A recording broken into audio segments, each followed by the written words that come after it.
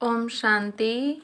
आज 31 दिसंबर 2023 के अव्यक्त बाप दादा के मधुर महावाक्य रिवाइज 13 नवंबर 1997। मुरली का सार, संगम युग के प्राप्तियों की प्रालब्ध का अनुभव करो, मास्टर दाता महासहयोगी बनो। बाबा ने कहा, आज भाग्य विधाता बाप अपने श्रेष्ठ भाग्यवान बच्चों को देख रहे हैं। हर एक बच्चे के भाग्य की रेखाएं देख देख भाग्य विधाता बाप भी हर्षित होते हैं, क्योंकि सारे कल्प में चक्कर लगाओ तो आप जैसा श्रेष्ठ भाग्य किसी धर्म आत्मा, महान आत्मा, राज्य अधिकारी आत्मा, किसी का भी इतना बड़ा भाग्य नहीं है जितना आप संगम युगी श्रेष्ठ आत्माओं का है।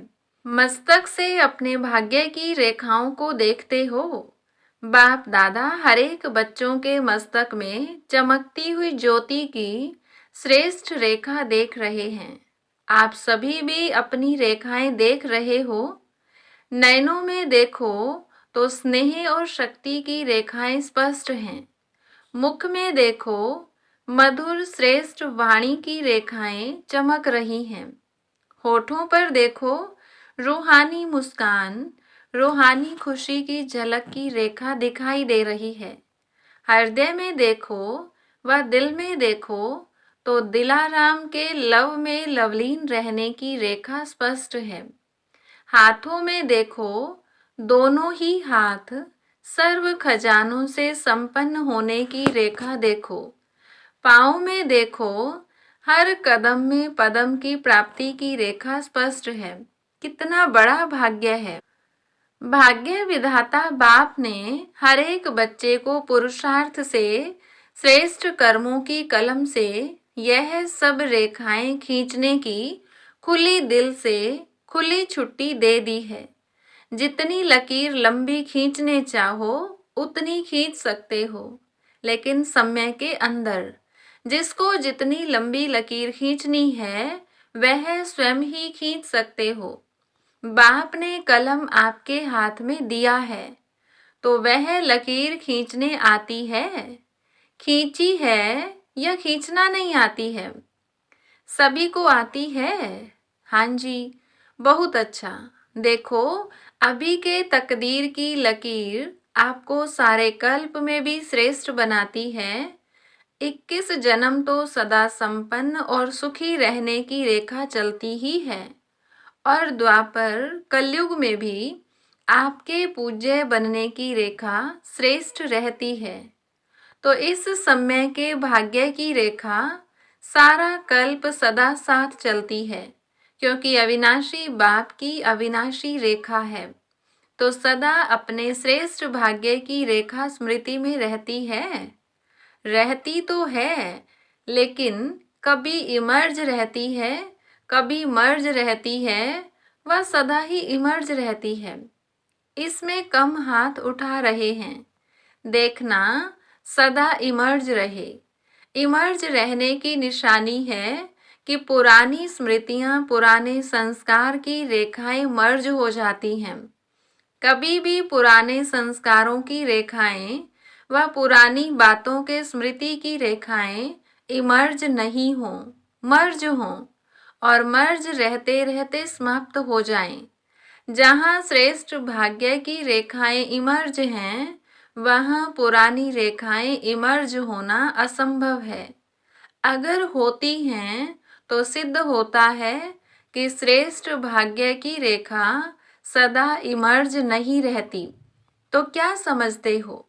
इतने श्रेष्ठ भाग्य की रेखाएं इमर्ज होनी चाहिए या मर्ज? बाप दादा वर्तमान समय सभी बच्चों को वर्तमान संगम युग की प्राप्तियों के प्रालब्ध रूप में देखने चाहते हैं।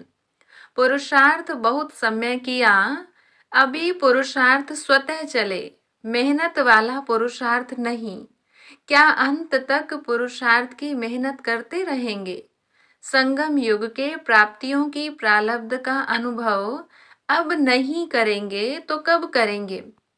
भविष्य की प्रालब्ध अलग चीज है, वह तो आपकी इस पुरुषार्थ के प्रारब्ध की परछाई है, वह तो आपके पीछे पीछे आपे ही आएगी। लेकिन विशेष बात है इस समय के प्रारब्ध प्राप्त करने की। ऐसे नहीं कोई पूछता है कैसे है, क्या हालचाल है, तो अभी तक यही नहीं कहते रहो कि पुरुषार्थ चल रहा है। पुरुषार्थ तो है, लेकिन पुरुषार्थ की प्रारब्ध अभी अनुभव करो। वह प्रारब्ध है सर्व शक्ति संपन्न, सर्व ज्ञान संपन्न, सर्व विघ्न विनाशक मूर्त। यह अभी की प्रारब्ध भविष्य में स्वतः ही प्राप्त होगी। जैसे भविष्य में सिर्फ प्रारब्ध है, पुरुषार्थ समाप्त है, ऐसे अभी बाकी रहे हुए समय में प्रारब्ध स्वरूप का विशेष अनुभव करो। जब प्रारब्ध कहते हैं तो पुरुषार्थ की ही प्रारब्ध होती है। पुरुषार्थ किया है, उस पुरुषार्थ अनुसार ही प्रारब्ध का अनुभव कर सकते हैं। लेकिन बाप दादा बच्चों से क्या चाहते हैं, पूछते हैं ना, बाप दादा हमसे क्या चाहते हैं? तो बाप दादा यही चाहते हैं कि अब थोड़े समय के लिए पुरुषार्थ के प्रारब्ध स्वरूप बन जाओ। बन सकते हो कि पुरुषार्थ की मेहनत अच्छी लगती है, प्रारब्ध वाले बनेंगे। अभी पुरुषार्थ कर रहा हूँ, पुरुषार्थ हो जाएगा, करके दिखाएंगे, यह शब्द समाप्त हो। करके दिखाएं क्या, दिखाओ। और कब दिखाएंगे? क्या विनाश के समय दिखाएंगे? इसकी बहुत सहज विधि है कि अब मास्टर दाता बनो। बाप से लिया है और लेते भी रहो, लेकिन आत्माओं से लेने की भावना नहीं रखो। यह कर लें तो ऐसा हो, यह बदले तो मैं बदलूं, यह लेने की भावना है। ऐसा हो तो ऐसा हो, यह लेने की भावनाएं हैं। ऐसा हो नहीं, ऐसा करके दिखाना है। हो जाए तो नहीं, लेकिन होना ही है और मुझे करना है। मुझे वाइब्रेशन देना है, मुझे रहमदिल बनना है, मुझे गुणों का सहयोग देना है, मुझे शक्तियों का सहयोग देना है। मास्टर दाता बनो। लेना है तो एक बाप से लो, अगर और आत्माओं से भी मिलता है तो बाप का दिया हुआ ही मिलेगा। तो दाता बन प्राक दिल बनो, देते रहो। देने आता है या सिर्फ लेने आता है? अब जो जमा किया है वह दो। आपस में ब्राह्मण आत्माएं भी मास्टर दाता बनो। और दें तो मैं दूं नहीं, मुझे देना है। खजाना है आपके पास, भरपूर है, गुणों से भरपूर है, शक्तियों से भरपूर है तो देते क्यों नहीं हो? अपने लिए छिपा कर रखा है क्या? जब खजानों से भरपूर हो तो देते जाओ। यह क्यों करता, यह क्यों कहता, यह सोच नहीं करो। रहम दिल बन अपने गुणों का, अपनी शक्तियों का सहयोग दो। इसको कहा जाता है मास्टर दाता, महासहयोगी। सहयोगी भी नहीं, महासहयोगी बनो, मास्टर दाता बनो। तो समझा बाप दादा क्या चाहता है? बाप दादा अभी तक बच्चों के पुरुषार्थ की मेहनत देख नहीं सकते। डायमंड जुबली समाप्त हुई और डायमंड अभी तक बेदाग बनने के पुरुषार्थ में लगे हुए हैं। डायमंड जुबली अर्थात हर ब्राह्मण आत्मा डायमंड चमकता रहे। आप सोचेंगे कि डायमंड जुबली हमारी तो थी नहीं, वह तो दादियों की हुई। आपकी हुई या दादियों की हुई? किसकी हुई? यज्ञ के स्थापना के कार्य की डायमंड जुबली। सिर्फ दादियों की नहीं, स्थापना के कार्य की डायमंड जुबली। तो आप सभी चाहे 2 साल के हो, चाहे 12 साल के हो, चाहे 50 के हो, लेकिन स्थापना के कार्य के निमित्त तो हो या नहीं? निमित्त हो। ब्राह्मण माना ही ब्रह्मा बाप के साथ स्थापना के कार्य में निमित्त आत्मा। वही ब्रह्मा कुमार या ब्रह्मा कुमारी कहला सकते हैं। तो ब्रह्मा कुमार कुमारी सभी हो या पुरुषार्थी कुमार कुमारी हो, क्या हो? ब्रह्मा कुमार ब्रह्मा कुमारियां अर्थात जन्म लिया और ब्रह्मा बाप के साथी स्थापना के निमित्त आत्मा बने। तो ऐसे नहीं सोचना हम तो अभी नए हैं, हम तो अभी छोटे हैं, लेकिन समय के अनुसार जब समय समाप्ति के नजदीक है तो छोटों को नयों को इतना ही तीव्र पुरुषार्थ करना ही है। अगर ब्राह्मण हैं तो, अगर क्षत्रिय हैं तो छुट्टी है, लेकिन ब्राह्मण हैं तो ब्राह्मण सो देवता कहा जाता है, क्षत्रिय सो देवता नहीं। तो ब्राह्मण आत्माओं को स्थापना के निमित्त बनना ही है ही निमित्त। इसीलिए अभी मास्टर दाता बनो, दान नहीं करो लेकिन सहयोग दो। ब्राह्मण ब्राह्मण को दान नहीं कर सकता, सहयोग दे सकता है। तो क्या कहा? महादाता और महासहयोगी बनो। अभी 1 साल वाला भी है तो भी समय के अनुसार अभी बचपन की बातें समाप्त करो, क्योंकि सभी बच्चे वानप्रस्थ अवस्था के समीप हो। समय की गति प्रमाण, ड्रामा के नियम प्रमाण अभी सभी की वानप्रस्थ अवस्था समीप है। बाप दादा जानते हैं कि बच्चों का बाप से जिगरी स्नेह है। जिगरी स्नेह है ना, या ऊपर ऊपर का स्नेह है? दिल का स्नेह है, तब तो भागकर आए हो ना। देखो, बेहद के हॉल में बेहद के बाप के बच्चे बेहद के रूप में विराजमान हैं। यह हॉल अच्छा लगता है ना, या दूर लगता है? देखो, बैठने में तो दूर है, लेकिन बाप दादा अपने दिल की बहुत बड़ी स्क्रीन में आप सब दूर बैठे हुए बच्चों को अति समीप देख रहे हैं, दूर नहीं देख रहे हैं। बाप दादा के दिल की स्क्रीन बहुत बड़ी है, अभी तक साइंस वालों ने भी नहीं निकाली है। इसीलिए आप दूर नहीं बैठे हो, बाप दादा के दिल में बैठे हो। ऐसे समझते हो? कुर्सी पर बैठे हो, दरी पर बैठे हो, या दिल में बैठे हो? दृश्य तो बहुत अच्छा सुंदर लग रहा है। फुल पीछे तक भरा हुआ है या कुछ खाली है? बाप दादा देख रहे हैं, पीछे थोड़ा खाली है।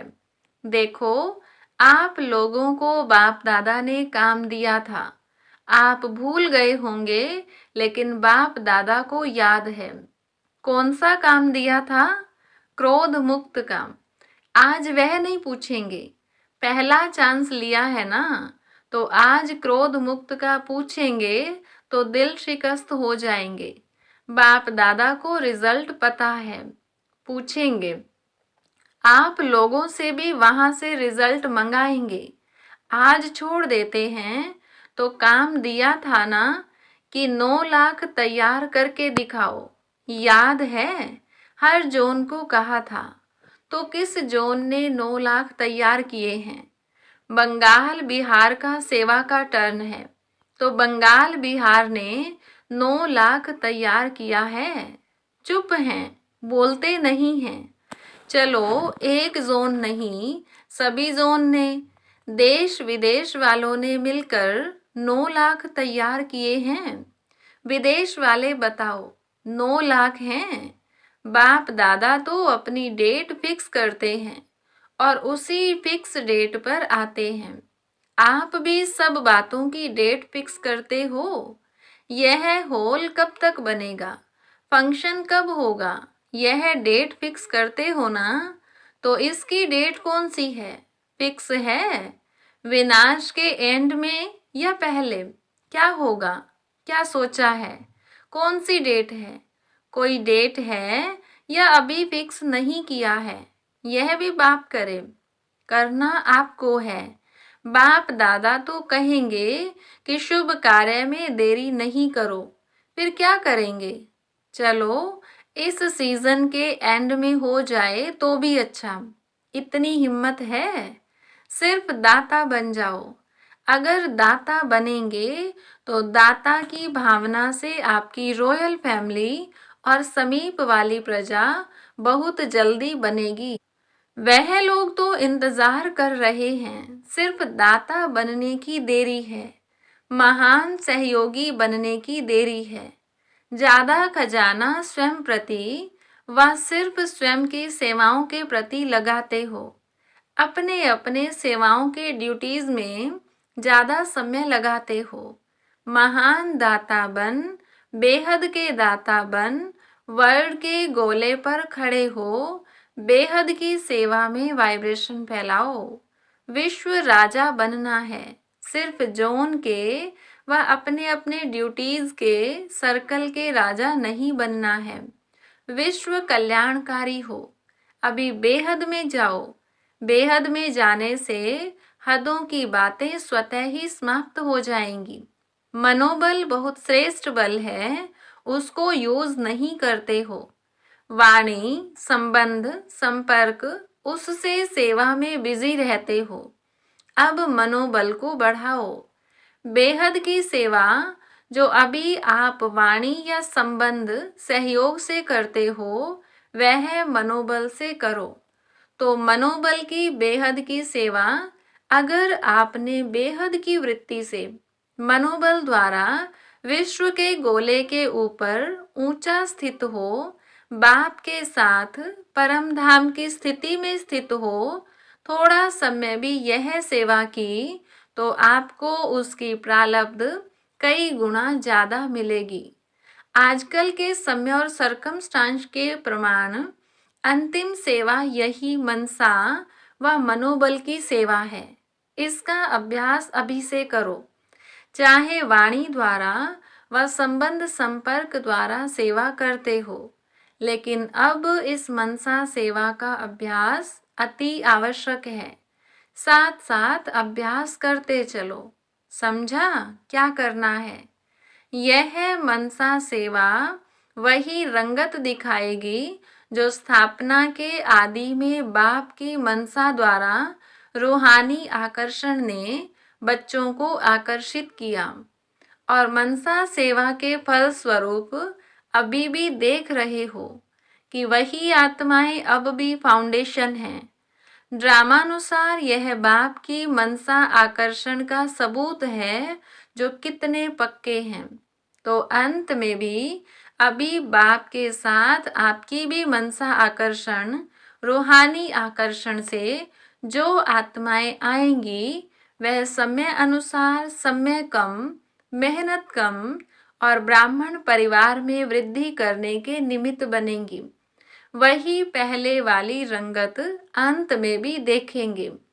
जैसे आदि में ब्रह्मा बाप को साधारण न देख श्री कृष्ण के रूप में अनुभव करते थे। साक्षात्कार अलग चीज है, लेकिन साक्षात स्वरूप में श्री कृष्ण ही देखते, खाते, पीते, चलते थे। ऐसा है ना? तो स्थापना में एक बाप ने किया, अंत में आप बच्चे भी आत्माओं के आगे साक्षात देवी देवता दिखाई देंगे। वह समझेंगे ही नहीं कि यह कोई साधारण है। वही पूज्यपन का प्रभाव अनुभव करेंगे। तब बाप सहित आप सभी के प्रत्यक्षता का पर्दा खुलेगा। अभी अकेले बाप को नहीं करना है, बच्चों के साथ प्रत्यक्ष होना है। जैसे स्थापना में ब्रह्मा के साथ विशेष ब्राह्मण भी स्थापना के निमित्त बने, ऐसे समाप्ति के समय भी बाप के साथ साथ अनन्य बच्चे भी देव रूप में साक्षात अनुभव होंगे। इसके लिए यही जो आज सुनाया, अभी से प्रालब्ध स्वरूप में स्थित रहो। छोड़ो छोटी छोटी बातों को, अब ऊंचे जाओ। विशेष प्रालब्ध स्वरूप का साक्षात्कार स्वयं भी करो और कराओ। समझा? अभी सभी अपने अनादि स्वरूप में 1 सेकंड में स्थित हो सकते हो, क्योंकि अंत में 1 सेकंड की ही सीटी बजने वाली है। तो अभी से अभ्यास करो, बस टिक जाओ। ड्रिल कराई। अच्छा, सर्व चारों ओर के बच्चों को सदा भाग्य की रेखाएं इमर्ज रूप में स्मृति में रखने वाली आत्माओं को सदा अपने संगम युगी सर्व प्राप्ति स्वरूप प्रालब्ध को अनुभव करने वाले सदा मास्टर दाता महासहयोगी आत्माओं को सदा मनसा सेवा द्वारा विश्व के आत्माओं के कल्याणकारी आत्माओं को बाप दादा का याद प्यार और नमस्ते। रूहानी बच्चों की रूहानी बाप दादा को नमस्ते। वरदान कर्म योग की स्टेज द्वारा कर्म भोग पर विजय प्राप्त करने वाले विजयी रतन भव। कर्म योगी बनने से शरीर का कोई भी कर्म भोग भोगना का अनुभव नहीं कराता है। मन में कोई रोग होगा तो रोगी कहा जाएगा। अगर मन निरोगी है तो सदा तंदुरुस्त है। सिर्फ शेष शैया पर विष्णु के समान ज्ञान का सिमरण कर हर्षित होते मनन शक्ति द्वारा और ही सागर के तले में जाने का चांस मिलता है। ऐसे कर्म योगी ही कर्म भोग पर विजय प्राप्त कर विजयी रतन बनते हैं। स्लोगन साहस को साथी बना लो तो हर कर्म में सफलता मिलती रहेगी। अच्छा, ओम शांति।